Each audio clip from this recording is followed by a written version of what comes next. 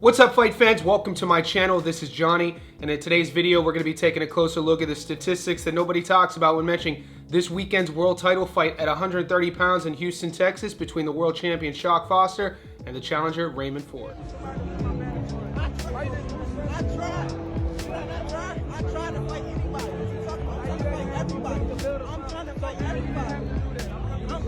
Guys, before we continue, I want to say thank you to all the new subscribers. Thank you to everybody who's been with me since day one. If you haven't already, could you please remember to hit subscribe?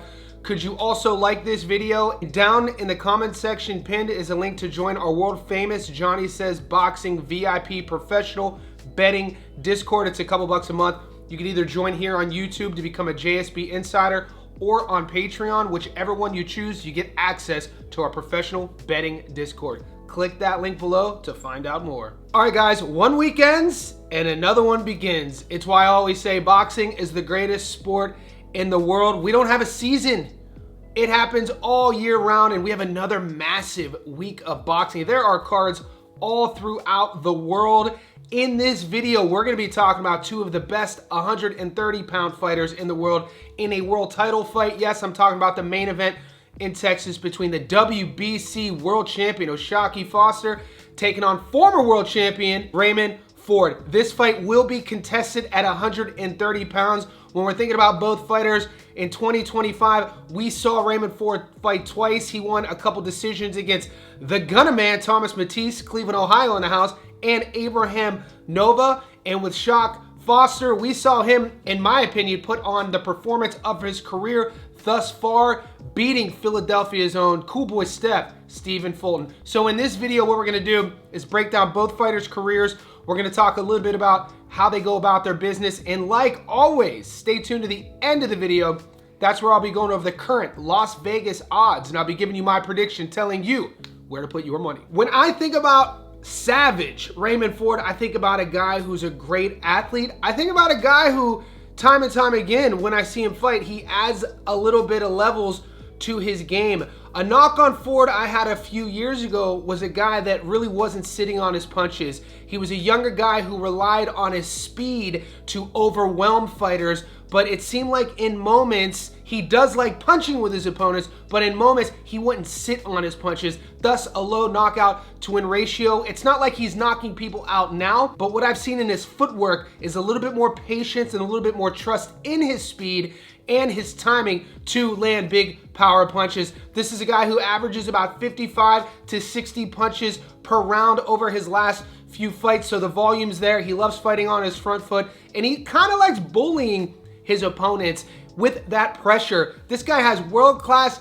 hand speed, and going into this fight, he's going to want to rely on that pressure, the pace, hand speed, and his conditioning to become a world champion at 130 pounds. He has a tough hill to climb, in my opinion, on multiple levels. In the world champion Shock Foster, this is a guy, unlike Ford, who I said is still developing. I feel this version of Foster is the best version we have seen. I feel Shock Foster is the most confident he's ever been. He's in his physical prime, and that was on full display from pillar to post in his last fight against Stephen Fulton. He's going to rely on his counterboxing, his timing. Although I give Raymond Ford the speed advantage, what do I always say in these videos?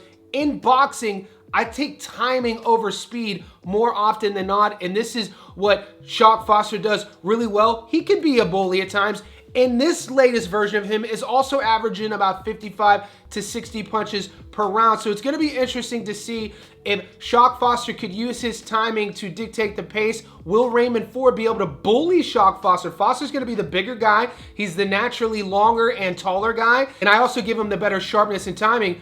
But speed kills, and this will be the major storyline, in my opinion, to watch out for. Will Raymond Ford be able to push Shock Foster back? Will his speed be able to confuse Shock Foster? And will Shock Foster be able to use his jab to dictate range, pace, and timing against Raymond Ford? So right now, what I do want to do is take a closer look at Ray Ford's resume and see what he's been up to in his career. Raymond Ford is 18-1-1. Of his 18 wins, 8 of them come by way of knockout. He has 1 draw, and his 1 loss was on points. Out of 2,071 fighters at super featherweight, he's ranked number 5. He's fought a career total of 143 pro rounds and carries in the ring a 44% career knockout to win ratio. His adoring fans know him as Savage. And the 27-year-old American is a 5'7" southpaw with a 69-inch reach. He was born and raised and lives in Camden, New Jersey, USA. We last saw him fight Abraham Nova, 24-3, UD in the 10th. Thomas Matisse, 22-4, UD in the 10th. Orlando Gonzalez, 23-2, UD in the 10th. Nick Ball, 19-0, lost a split decision in the 12th. Komatov, 12-0, stopped him in the 12th. The fight before that, he beat Jesse Magdaleno. That Komatov fight is probably the one that jumps out off the paper if you ask me, if you really want to know who Raymond Ford is. He carries his power late, he's a dog, he knows how to come from behind, and he's always in a fight.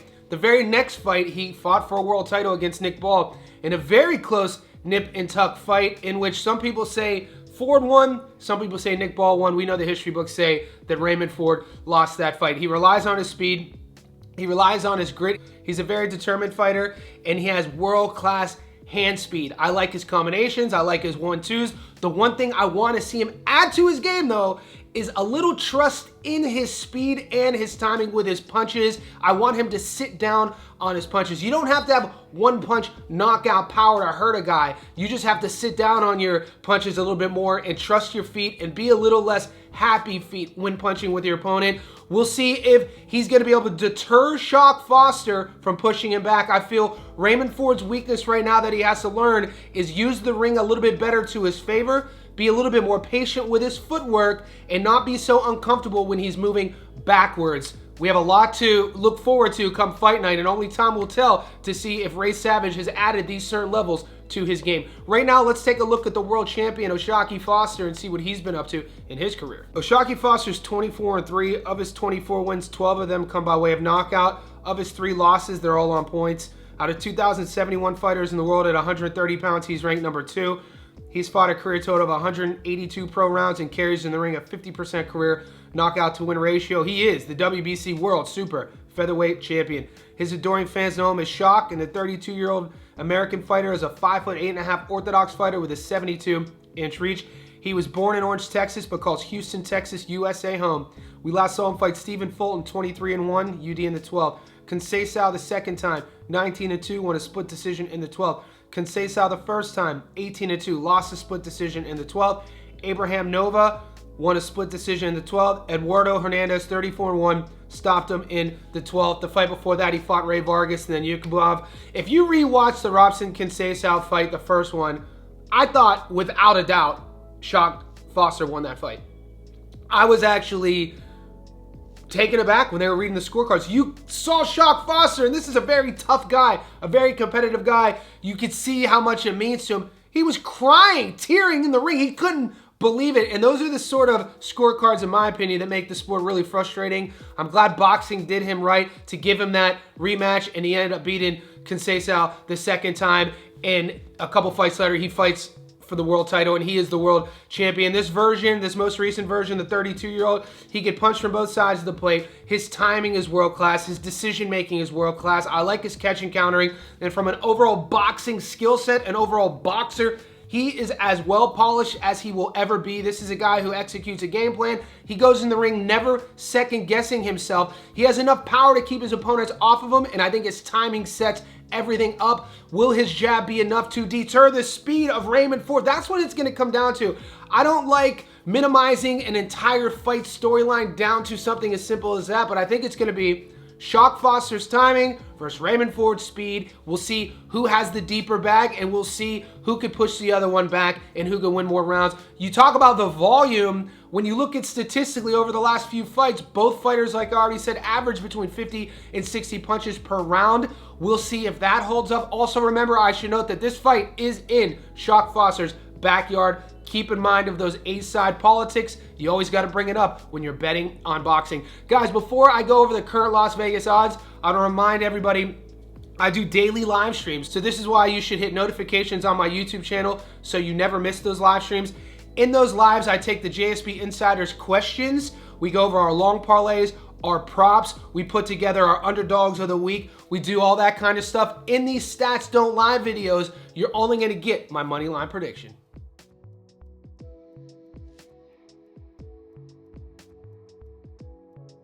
All right, guys, wherever you are in the world, let's pull out our betting apps. Currently on the money line, Shock Foster is a $1.63 favorite, meaning you put 100 on him, you get your money back plus 63 bucks, 63% return. Raymond Ford is the dog, $2.45. You put 100 on Ray Ford to win, you get your money back plus 145 bucks. Raymond Ford is almost a 1.5 dog, so not quite a 2-to-1.